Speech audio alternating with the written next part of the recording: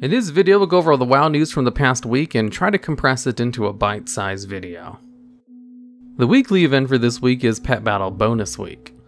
The Archaeology Bi-Weekly is the one that allows you to get the Heirloom Polearm weapon. The Mythic plus affixes are Teeming, Tyrannical, and Volcanic.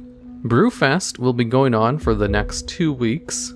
And some of the spicy corruptions. Currently, there's Infinite Stars 3 available from the Corruption vendor. And into some other WoW-related news. Just a note for the pre-patch, whenever it comes out, Corruption gear will be disabled, but Azerite traits will still work. Except for the Azerite trait Heart of Darkness, which is the one that increases your secondary stats if you have at least 25 Corruption, and is BIS for a lot of classes. Since Corruption will no longer work, this trait will also stop functioning. Currently on the beta, as soon as you get into the Shadowlands, you can't use your essences either, so you'll be depowered almost immediately once you start leveling. Appearance change service in the Blizzard shop will be retired in the Shadowlands, since a lot of those functions are just being moved over to the barber shop.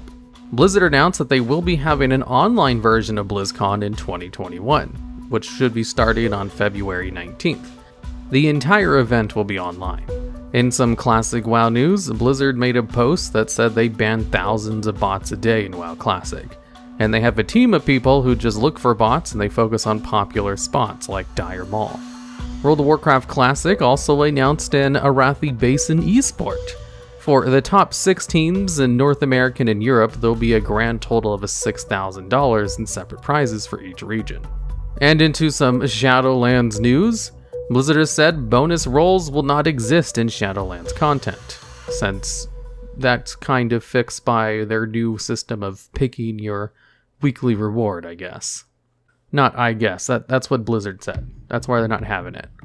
Shadowlands finally added an engineering item for the battle res, since it didn't appear in the beta until just this week, leading a lot of people to believe they weren't going to add the battle res item, which is the whole reason I took engineering on my priest, so I'd have a battle res in Mythic Plus dungeons.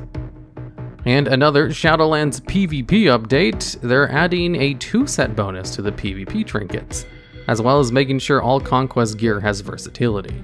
And now onto the weather report with DevBot the Weatherbot. How's the weather out there? Remember kids, doing nothing and doing too much are both considered not having a life.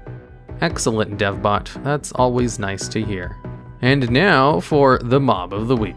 This week we have the Shivering Ashmaw Cub. This NPC, look at this spot on the map in Val'sharah, will start a little mini-event if you talk to him, which simply involves protecting him from 2 waves of ads. Once you complete this little mini-event, you'll be able to obtain the Ashmaw Cub pet, so that you can take care of the little bear whose family was killed behind him. And for something to do in WoW, get the Brawlers Guild done before they remove corruptions. This is the perfect opportunity to finish up the Brawlers Guild if you haven't done it yet this expansion.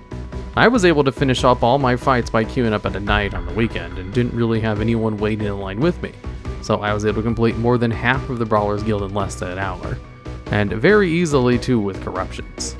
And with that, I'll see you all next week.